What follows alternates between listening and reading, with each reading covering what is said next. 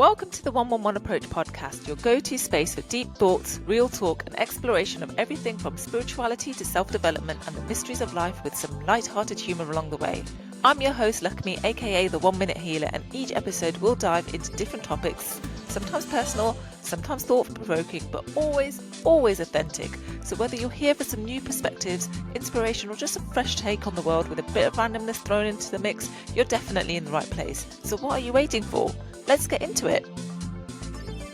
Hello, and welcome to a very overdue episode of the 111 Approach podcast with me, Lakshmi, aka the 1 Minute Healer. I always start and end everything I do with gratitude. So thank you for being in my space and listening to this episode. I guess it's been a hot minute since I've uploaded something. I think the last time was, it was at least 2 months ago. And I mean, I've got very good reason for that because I've been dealing with some heavy shit.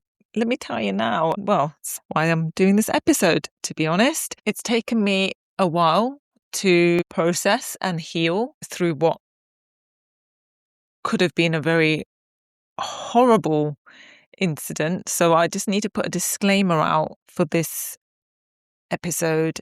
This is going to talk about some intense topics, the main one being sexual assault. And so, I just had to put that out there. I hope it's not triggering for people, but also I hope it helps to raise awareness for people who might have gone through something similar. And in all honesty, these last 2 months have been really difficult to navigate through, brought a lot of old trauma and reoccurring patterns in my life up to the surface, which I then had to deal with and heal through. And it was almost like a test of putting everything I do for my clients into practice for myself, but also leaning on my peers and people in my network. And so I am just eternally grateful to those that I confided in about what happened. This episode is not going to be as polished as the others because I'm not even sure how to start this. So this is going to be like a really raw episode and it might be a little bit all over the place. So I apologize in advance. But let's just get into it. I don't even know. How do you start an episode on sexual assault? I don't know. I really don't. But what I do know is that it's a sad world that we live in when we encounter situations like this, because as a 41-year-old woman, I have yet to meet a female who hasn't encountered some sort of unwanted attention, abuse, or assault from a man. Now, I know they say it's not all men, and I think I'm going to even title this episode, Not All Men. But the thing is, fine, it's not all men, but it's all women who have encountered something uncomfortable, who've had their boundaries disrespected, who've had comments made to them, who, when things like this happen to them, get victim shamed, like I had, who get manipulated, and who are fearful of going to get help or speak up about stuff like this because of fear of judgment and backlash of, well, you shouldn't have done this, or you shouldn't have led them on, or you shouldn't have been wearing that. There's just so much around this topic, and I don't even know where or how to start because it's just so convoluted. But I guess I'll just tell you what happened and see what happens. I don't have any notes. I'm kind of just going off the cuff with it. But I just wanted to just get it out of my head. So let me take you back, way back into time. I also will be making some inappropriate jokes because this is the only way I can cope with the trauma. They do say a lot of comedians have had very traumatic things happen to them, and that's the fuel and material that they use to then poke fun at it, because it is also a coping mechanism and in some way a healing mechanism. Because what else can you do sometimes but to laugh? Yeah. People who know me very well, when I'm in a lot of pain, like a hell of a lot of pain, I laugh because I'm just like, God, it hurts so much. So that's when you know I'm actually in a lot of pain. Fun fact there for you. Anyway, I think there are so many levels to what happened to me.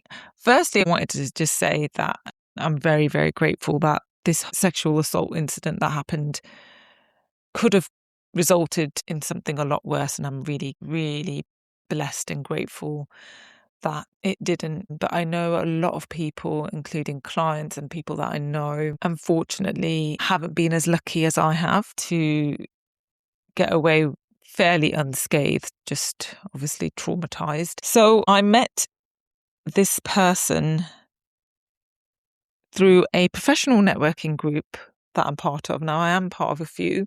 Obviously I'm not going to name names, but I do want to describe the situation as best I can, because I think it's really important, because this wasn't just a person I met off a random dating app, or someone that I barely knew. I met him through a professional networking group, and he is got a reputable job. He's a lawyer, married, with 2 kids and 2 on the way.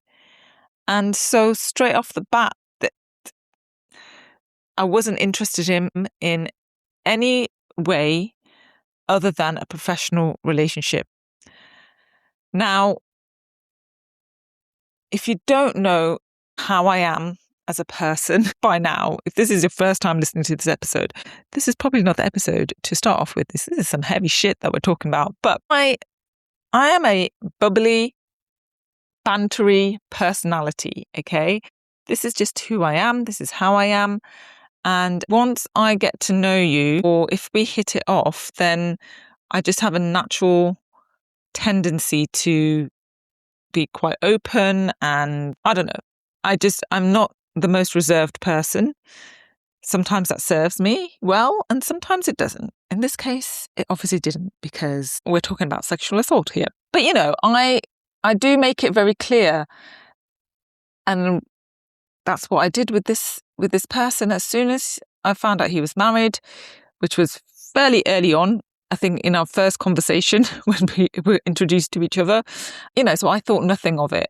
The person was interested in what I did, so they invited me to come to their offices and have a business meeting about getting to know each other, and then obviously what I could do for that person's wellness for their company, because that's obviously what I do. This is what I specialize in, corporate wellness. And that first initial meeting, we got to know each other on a personal and professional level, which was really nice. And we had a lot of similarities. The level of humor was the same. We had a good banter. And, it was what I thought was the start of a really nice friendship and professional relationship, because that person wanted me to come in and potentially do some wellness talks and interactive workshops for stress relief and burnout prevention. And I was like, this is great. New client, and also a blossoming friendship through this professional networking group. I felt safe with this person, I have to say, because again, if someone's married and that's it, done. Whether or not they have an open relationship, I have lots of clients who have different types of relationships, okay? So I'm a very open-minded, non-judgmental person, because I deal with people from all walks of life, from all different situations. So there's nothing much that shocks me. So when this person, I think the second time we had a meeting, towards the end of that second meeting, we'd had a few drinks and we were all together in a group, and we were all saying our goodbyes. I was just about to get into my Uber, and this person tried to kiss me, and I was like, oh wait, no, you're married. I don't mess with anybody who's in a relationship. It's just not something that I do. even though some people are stuck in toxic relationships, have open relationships, I made it very clear to this person that, listen, even though there might be some chemistry here or whatever, this is just not, it's a no-go area for me. I'm just the type of person that I just don't share. Okay, this is just my preference. I don't share me, okay? So I made that very, very clear from the get-go. A few days later, we were at another event. Again, I had accompanied this person on the premise that this was going to be a networking event, good opportunities for me to make some new clients, especially in the corporate world. And so it was a great night. We ended up going out with a few other people from the event, and it ended up being a late one, and everything was fine until he was dropping me back home. And at this point I was actually in Birmingham, and he had a driver, and he was going to drop me off at my mum's house because I was staying in Birmingham that weekend, and then he was going to carry on down to London. So in the car he asked me, if I wasn't married, would I have a chance with you? And I was very honest with him. I said, listen, now that I've got to know you, just from a relationship point or even just a dating point, it wouldn't really be something that I'd be interested in, because although our banter level and our humour level is very similar, we've got good chemistry in that way as friends, from other aspects which are important in relationships, I just didn't see that there would be any potential there. And I did tell him that. So again, I made it very clear. I naively thought that that's been taken on board. So we get to my mum's house, and for this event, it was an event that was celebrating South Asian cultures. And so I was in a sari, and yes, I went out clubbing in a sari. My God, one of the best experiences of my life, I'll be honest. I had so many people come up to me and was like really in awe of my outfit and the fact that I was in a club. It was like one of the most fun nights of my life to date, until the very end, obviously, because then that just kind of shifted really quickly into a very traumatic night. But anyway, so I'd been pinned into this sari. And so because of the time, it was really late. So it was like maybe 4:30, almost 5 o'clock in the morning. Okay, we'd been traveling a long time. And so my mom would be obviously sleeping at that time of night. So I turned and asked him, and I looked him in the eyes and I said, listen, please do not get any wrong ideas here. I'm asking you as a friend and a kind human being, could you please just unpin my sari blouse, because I can't reach behind and it was pinned with safety pins. Didn't want to rip the outfit. At the end of the day, I just needed some help getting out of it. It had started scratching the underside of my arms as well, so they were slightly like bruised and almost bleeding. So it's not like I could even go to sleep in the outfit. I needed to take it off. And he looked me dead in the eye and he was like, yeah, of course. So he did. And so I turned around and had one hand on my blouse, so no risk of it falling down. So I gave him a half hug and I said, okay, amazing. Thank you so much. I really appreciate it. I'll see you next week at the next event that we had planned to go to. And gave me a hug back. As he started to pull away, I don't know what happened. He actually just pushed me against the wall, pinned me against the wall, and he tried to kiss me. And I kept moving my head and I was thinking, what are you doing? I was like, get off me. Like, no, this is not happening. It didn't stop. He kept trying to kiss me, forced himself on me. I was trying to push back, but I couldn't because he had literally pinned me to the wall. And that's when I thought, oh my God, what's going on here? Because the first time he tried to kiss me, the first night I met him, obviously when I'd pulled back, he immediately had stopped. And I told him, look, you're getting the wrong idea. But this time he was very forceful, wasn't taking no for an answer. And I had no way to push him off because he had put all of his body weight on me. And yeah, I kept moving my head so that our lips weren't able to touch. And I think he said to me, he was like, oh, my driver will wait. And I said, wait for what? I said, what do you think is going to happen? I was like, I've told you, get off me, like, stop it. What are you doing? And then his hand started going up my skirt and I started freaking out. I just started freaking out. I was like, oh my God, how am I supposed to get this person off me? And then it occurred to me, I was like, oh my God. I said, what do you think you're doing? I said, get off me. I said, my mom's upstairs sleeping. And that's the only thing that kind of made him realize. And then I pushed him off me because he like loosened his grip. And then he kind of just turned around, walked out the door and I pushed him out and I slammed the door shut. And I was shaking. I literally was like, oh my God, what happened there? Like, what happened? Does he have split personality disorder? He wasn't drunk because we had stopped drinking like 5 hours ago. And he was coherent and, it didn't seem like he was inebriated to the point where he didn't know what he was doing. So I remember texting him straight away and I was like, what the fuck was that? I was like, you disrespected me. I was like, you've crossed so many boundaries. Like, what the hell was going through your head? And I said, do not come next week to the event. And all he replied was, sure, all the best.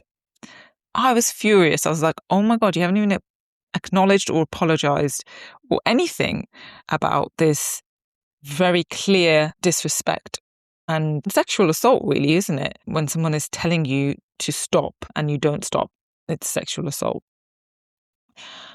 Yeah, it was wild. The whole of Sunday went, he hadn't responded or replied or anything, or even reached out to check I was okay or to apologize like he did the first time when he tried to kiss me.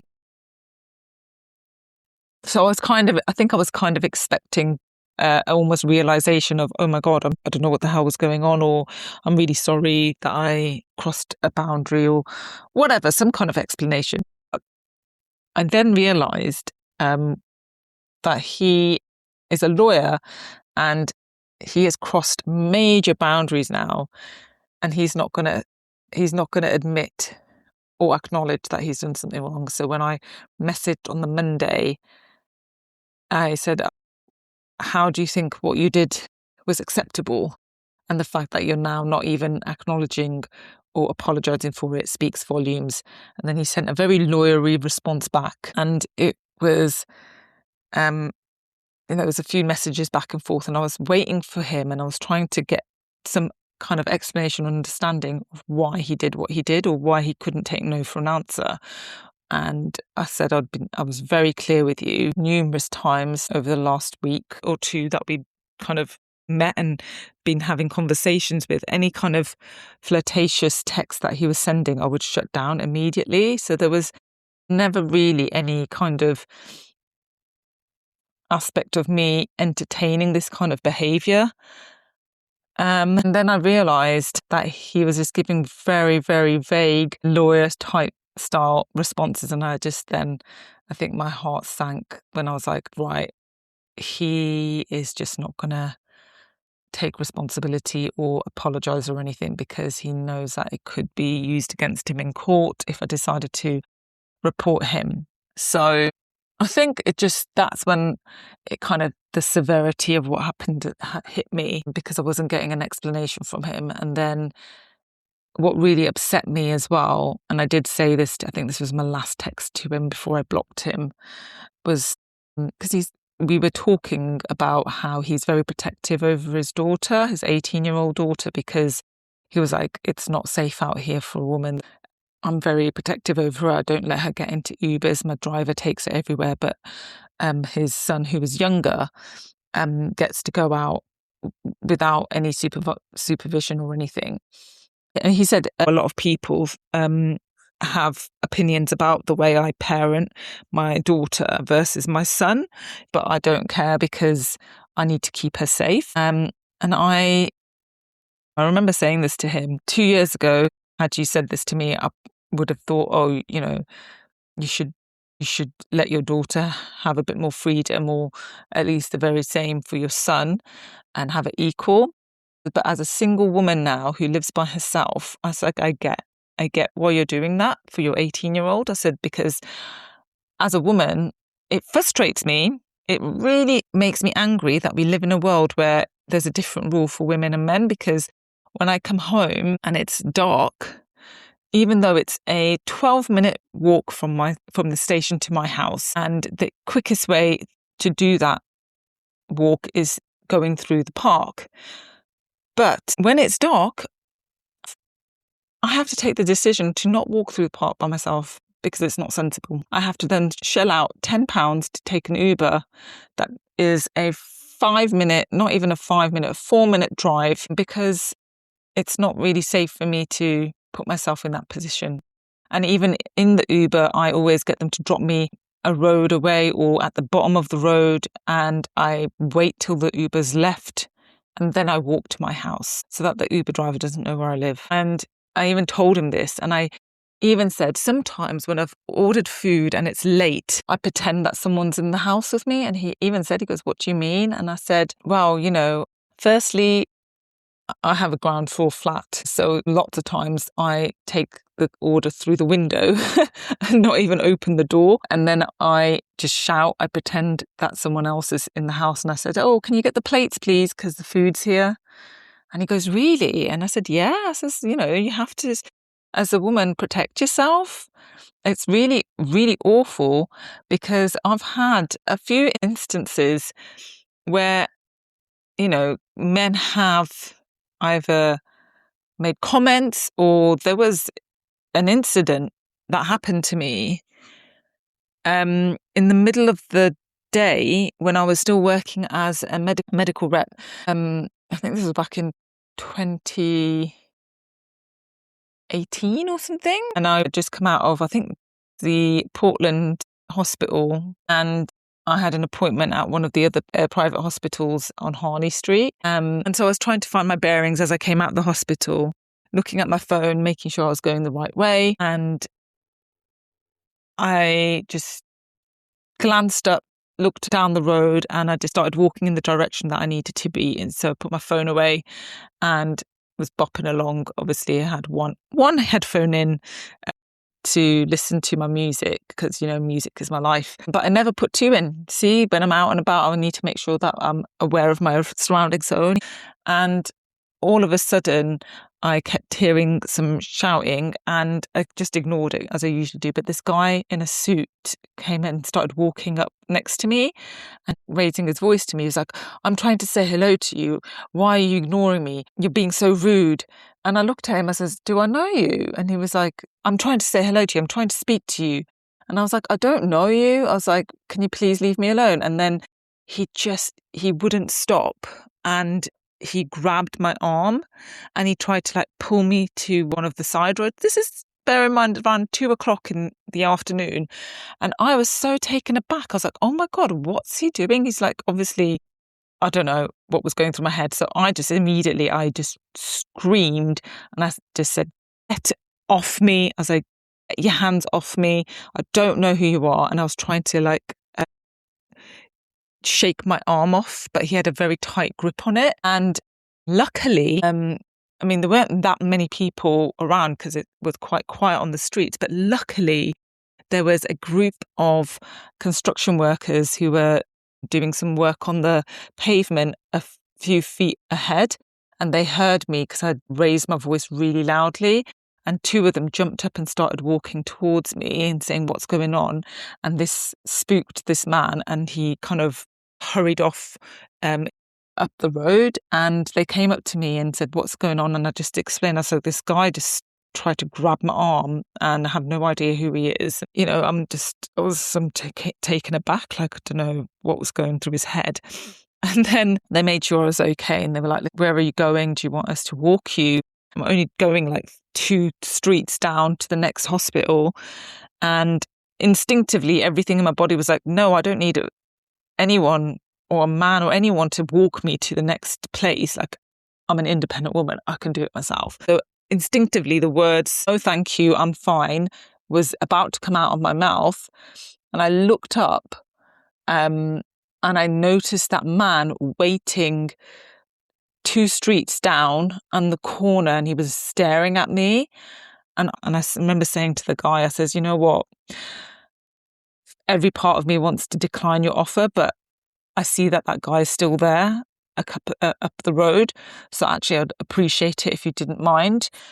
And he was like, yeah, sure, no problem. And that walk, that 2-minute, 3-minute walk to the next hospital, it was just firing up so much in my cells. Like, I can't even remember what's going through my head, but like, I just felt so disgusted and like so weak.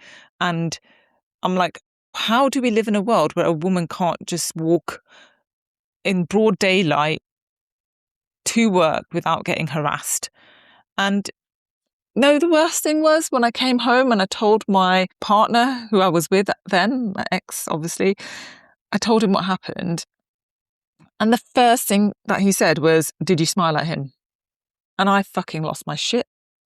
I was like, I didn't even see this motherfucker, let alone smile at him. And even if I fucking did smile at him, it does not give anyone a pass to come and harass someone and put their hands on me. And it really pissed me off that was the first thing that came out of my ex's mouth. And similarly with this situation with this lawyer who sexually assaulted me, when I told a few people, it was, well, why did you get him to drop you home? Oh, you shouldn't have asked him to unpin your blouse. Why didn't you just get an Uber back? And I was like, that's not the point. Like, that's not the point of this whole thing. You know, with victims of sexual assault or, God forbid, like stuff like rape or sexual abuse, anything. It really infuriates me that you get victim shamed. Like, listen, everybody has a part to play in every situation, okay? And yes, I need to take responsibility for that situation from my end as well. But at the point of this happening, like, it's just, I don't know, it just really, really frustrated me. And this whole thing now as well is like going to the police and logging it as an assault. The thing is, I don't have full evidence apart from some texts and a bit of the ring light footage, which unfortunately has not picked up the bulk of the conversation where I'm telling him to get the fuck off me, basically. So I don't really have any hard evidence. And also, the fact is, he's a lawyer and he's going to know what to say and how to get out of it. Now, also, the other thing that has prevented me from taking this any further with the police, I have logged it with the police, but I'm still like battling internally whether or not I should formally put a statement together and take it the next step. And the reason for that is because I am genuinely fearful of any repercussions this person might do, because they're very well connected. They know where my mom lives. They know where my sister lives. They can, probably quite easily find out where I live. And so that puts me in a very vulnerable position. And this is the honest reality of what goes through my head, at least anyway, because it took me about 2 weeks. 1 week I just had to take off work. I couldn't do anything. I had to rearrange my clients. I did the bare minimum. A lot of trauma came up in my body about things that happened in the past. There was an incident with my ex-husband. I think that's going to have to be an episode for another day because that was fucking crazy. But again, a pattern being repeated, a man in power who was manipulating me, abused his power. And that incident could have really, with my ex-husband, that was like pretty much life or death. And luckily I got away as well. And this time round as well, one thing that was really going through my mind was, oh my God, I was so lucky that I was staying at my mom's house, because had it been he dropped me here at my place in London where I live by myself, I have an upstairs neighbour who pretty much hears everything. So maybe they would have intervened or even come and helped me because they don't really get involved. But it really shook me because I was like, wow, it could have been a very different story had it been at my house, that I couldn't really say anything or do anything to get him off me. So yeah, it's been a heavy couple of weeks, let's say that. Which is why I've just not had the energy or the mind space or the capacity to deal with anything other than just trying to make it through July. So I just want to finish this episode off by, obviously I'm going to do a 1 minute, but I just want to just raise awareness of what happens to pretty much every female that I've ever encountered. And I just think that's so awful that this continues to happen in this day and age with women, and it's still not a safe world for a woman to just live. And that really shook me to my core and shook my trust in a lot of things that people would just, where you feel safe with someone because they're married and they're a professional. I've made it very clear on numerous occasions that I'm not interested. But yet that still wasn't enough, or still didn't get registered. And then on the back of that, I'm getting comments like, well, you should know better. The law states that even if you are in the middle of being intimate with someone, whether that's someone you've just met on an app, whether that's your current partner, your husband or your boyfriend or anybody, if you decide at any point that you don't want to follow through and you're mid intercourse and you decide, no, actually, I don't want to do this anymore, that has to be respected. A no is a no at any point. That is the law. And it just saddens me that it's just not enough sometimes. Anyway, I'd love to know your thoughts about this because, like I said, it's a very heavy topic and it's one that's caused me a lot of turmoil and a lot of sadness. And then I got hit with some bloody backlash on something else, and that's going to be another episode because this has gone on too long. So let's do this 1 minute meditation. And for this 1 minute, I would really like to just ask everyone, whether you're a female or a male, and I really hope that this episode does get shared to my male followers or people listening to this. Share it with your male friends and family because I think it's important that men also understand what goes through women's reality and our thoughts and what we have to do on a day-to-day basis just to stay safe. These things don't even cross men's minds, whereas, I have to think twice about when I step outside my house. Anyway, let's just do this 1 minute meditation, and I'd like you all to close your eyes if it is safe for you to do so, and if you do feel comfortable enough to do so, and spend a minute just to give out some love, some compassion, some power to all the women in the world, to all the women who've had to endure and put up with being catcalled when walking down the street, having to be subjected to stares and just unwanted attention, unsolicited advances, having their boundaries crossed. Anyone who's been victim shamed, anyone who has just had to encounter this kind of behavior. Just want to send out some love and